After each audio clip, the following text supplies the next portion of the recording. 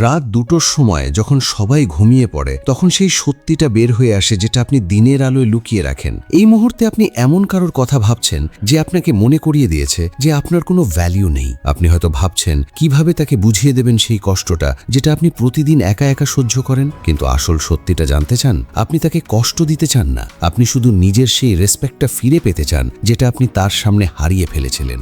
যখন আপনি কারো সামনে এতটা নিচু হয়ে যান যে সে আপনাকে পায়ের নিচে রাখা কিছু মনে করতে শুরু করে, তখন সে আপনার ওপর দিয়েই হাঁটতে থাকবে।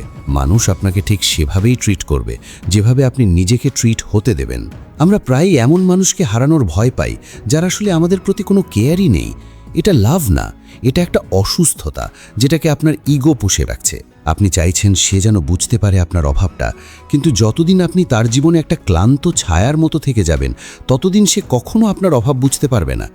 অভাব তখনই বোঝা যায় যখন জায়গাটা সত্যি খালি হয়। আপনি তো তার অবহেলার পরও নিজের চোখের জলে তার জগৎটা ভরিয়ে রেখেছেন। যখন কেউ আপনাকে ইগনোর করে তখন সে শুধু ইগনোর করছে না, সে আপনাকে বলে দিচ্ছে যে তার জীবনে আপনার ইম্পর্টেন্স শেষ হয়ে গেছে। আর আপনি তখন কি করেন?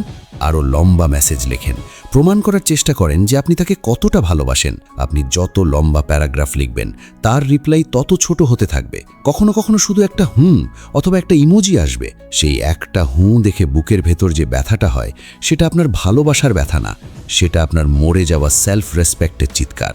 মানুষের স্বভাবই এমন, যে জিনিস সহজে পাওয়া যায় তার ভ্যালু আমরা কানা করিও মনে করি না। যখন আপনি কাউকে এটা বিশ্বাস করিয়ে দেন যে আপনি কোথাও যাচ্ছেন না, সে যতই খারাপ ব্যবহার করুক না কেন, তখনই আপনি সেই সম্পর্কে নিজের হার মেনে নিয়েছেন। আপনি তাকে সেই পাওয়ার দিয়ে দিয়েছেন যে সে যখন খুশি আপনাকে হাসাবে, যখন খুশি কাঁদাবে। কারো হাতে নিজের ইমোশনসের রিমোট কন্ট্রোল দেবেন না। যখন রিমোট অন্য কারো হাতে থাকে তখন চ্যানেল সব সময় তার ইচ্ছা মতোই বদলায়, আপনার ইচ্ছায় না। চুপ থাকতে শিখুন। চিৎকার করা, ঝগড়া করা বা অভিযোগ করায় কেউ ফিরে আসে না। যখন আপনি কারো সাথে লড়াই করেন, তর্ক করেন, তখন আপনি আসলে তাকে বলছেন যে আপনি এখনও তার দ্বারা প্রভাবিত। আপনার রাগও তাকে বিশ্বাস করায় যে সে এখনও আপনার মনের উপর রাজ করে। সবচেয়ে বিপজ্জনক জিনিসটা রাগ না, সবচেয়ে বিপজ্জনক জিনিসটা ইনডিফারেন্স, যখন আর আপনার কিছুতেই ফারাক পড়ে না। চলুন পরের অংশ। আমরা প্রায়ই কারো দেরি করা রিপ্লাইয়ে অস্থির হয়ে যাই। ফোন হাতে থাকে, স্ক্রিনে তার নাম দেখার অপেক্ষা থাকে, প্রতিটা নোটিফিকেশনে বুক ধরফর করে, কিন্তু ওদিক থেকে কোনো সাড়া আসে না।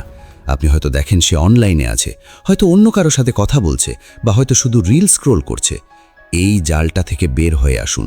যখন কেউ আপনাকে সময় দিচ্ছে না, তখন নিজের শান্তিটা নিজের কাছে রাখুন, সেই সময়টা নিজেকে দিন। মানুষ যখন ভেতর থেকে ভেঙে পড়ে তখন সে বাইরে থেকে অনেক শান্ত হয়ে যায়। সে তর্ক করা বন্ধ করে দেয়, নিজের সাফাই দেওয়া বন্ধ করে দেয়। যদি আপনি ভাবেন আপনার কান্না দেখে কারো মায়া হবে, তাহলে এটা একটা বড় ভুল ধারণা। এই দুনিয়ায় কারো চোখের জলে সেভাবে কিছু আসে যায় না। মানুষ শক্তির সামনে মাথা নত করে, দুর্বলতার সামনে না। যখন আপনি দুর্বল হয়ে কারো সামনে যাবেন, সে আপনাকে আরও চাপে ফেলবে। যখন আপনি নিজের মেরুদণ্ড সোজা করে দাঁড়াবেন, তখনই দুনিয়া আপনাকে জায়গা দেবে। আধুনিক সম্পর্কগুলোতে একটা নতুন খেলা চলে, ফেক অ্যাটেনশনের খেলা। মানুষ আপনাকে পুরোপুরি ছেড়েও দেয় না, আবার পুরোপুরি কাছেও টানে না। তারা আপনাকে মাঝখানে ঝুলিয়ে রাখে, যাতে যখন মন চায় কাছে আসতে পারে, আর যখন বিরক্ত লাগে দূরে সরে যেতে পারে। একে বলে ব্রেড ক্রাম্বিং। যেমন কোনো পাখিকে অল্প কিছু দানা ফেলে দেওয়া হয় যাতে সে উড়ে অন্য কোথাও না যায়। কিন্তু আপনি মানুষ, কোনো পাখি না যে কারো ফেলে দেওয়া টুকরোয় বেঁচে থাকবেন। আপনার দরকার হয় পুরো ভালোবাসা, না হয় পুরো নীরবতা। মাঝামাঝি রাস্তা শুধু কষ্টই দেয়।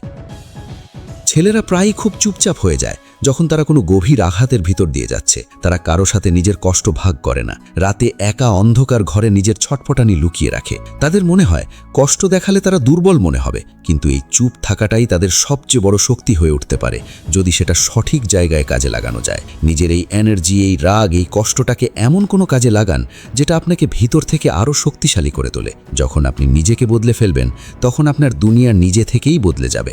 চলুন পরের অংশ। আপনি হয়তো ভাবছেন কথা বলা বন্ধ করে দিলে সে আপনাকে ভুলে যাবে। এটাই আসলে আপনার সবচেয়ে বড় ভয়।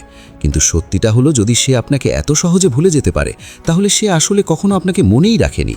আপনি নিজের তৈরি করা একটা বিভ্রমের মধ্যে বেঁচে আছেন। সম্পর্কে দূরত্ব আসা স্বাভাবিক, কিন্তু যখন সেই দূরত্বটা ইচ্ছাকৃতভাবে তৈরি হয়, তখন বুঝে নিতে হবে যে সেখানে আর আপনার কিছু করার নেই। কারো পেছনে ছোটা বন্ধ করুন, থেমে যান, নিজের জায়গায় দাঁড়িয়ে থাকুন, নিজের জন্য, তাকে কিছু বোঝানোর জন্য না। মানুষ বলে লাভ অন্ধ হয়, কিন্তু আসলে লাভ না, আমাদের অ্যাটাচমেন্ট অন্ধ হয়। আমরা সেই মানুষটাকে ভালোবাসি না, আমরা সেই ফিলিংটাকে ভালোবাসি যেটা তার সাথে থাকলে পাওয়া যেত। আর যখন সেই মানুষটা বদলে যায়, তখন আমরা পুরনো স্মৃতির ভরসায় সেই নতুন বদলে যাওয়া মানুষটাকে সহ্য করতে থাকি। এটা ভাবা বন্ধ করুন যে সে আগের মতো হয়ে যাবে, সে আর কখনো আগের মতো হবে না। এই নতুন সত্যিটা মেনে নিতে হবে যে সেই মানুষটা এখন বদলে গেছে, আর আপনাকেও এখন এগিয়ে যেতে হবে। সেলফ রেসপেক্ট এমন কিছু না যেটা বাজার থেকে কেনা যায়, এটা প্রতিদিন নিজের ডিসিশন দিয়ে অর্জন করতে হয়। যখন আপনি কারো একটা কলের জন্য নিজের পুরো দিনটা নষ্ট করে ফেলছেন, তখন আপনি নিজের সেলফ রেসপেক্টটাই কমিয়ে ফেলছেন। যখন আপনি জানি যে কেউ আপনার সাথে বিশ্বাসঘাতকতা করেছে, তারপরেও তার অজুহাতে বিশ্বাস করেন, তখন আপনি নিজেকেই ঠকাচ্ছেন। নিজের ডিসিশনগুলো এতটা মজবুত রাখুন যাতে সামনের মানুষটা যেন জানে আপনার লিমিট কোথায়। একাকিত্বকে ভয় পাবেন না, একাকিত্ব আপনাকে ফাঁপা করে না, এটা আপনাকে নিজের আরও কাছে নিয়ে আসে। যখন আপনি একা থাকেন, তখনই বুঝতে পারেন আপনার আসল প্রয়োজনগুলো কি। আমরা অন্যদের শোরগোলে নিজের ভিতরের আওয়াজটা শুনতে ভুলে যাই। এই নীরবতাটাকে নিজের বন্ধু বানিয়ে নিন।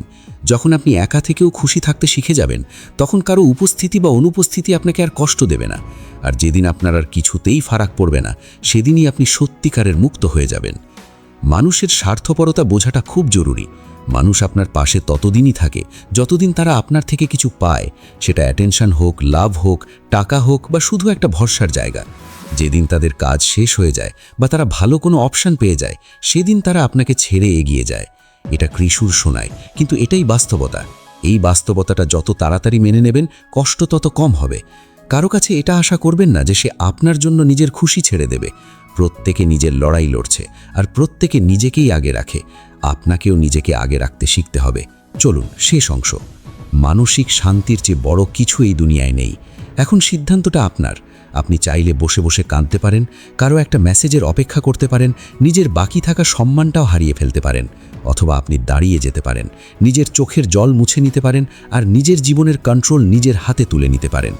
যখন আপনি নিজেকে ভালোবাসতে শুরু করবেন, তখন এই দুনিয়াও আপনাকে ভালোবাসবে। আর যে মানুষটা আজ আপনাকে ইগনোর করছে, হয়তো একদিন আপনার একটা ঝলক দেখার জন্য তরসাবে, কিন্তু সেদিন আপনার তাকে আর প্রয়োজন হবে না। এটাই আপনার সবচেয়ে বড় জয় হবে।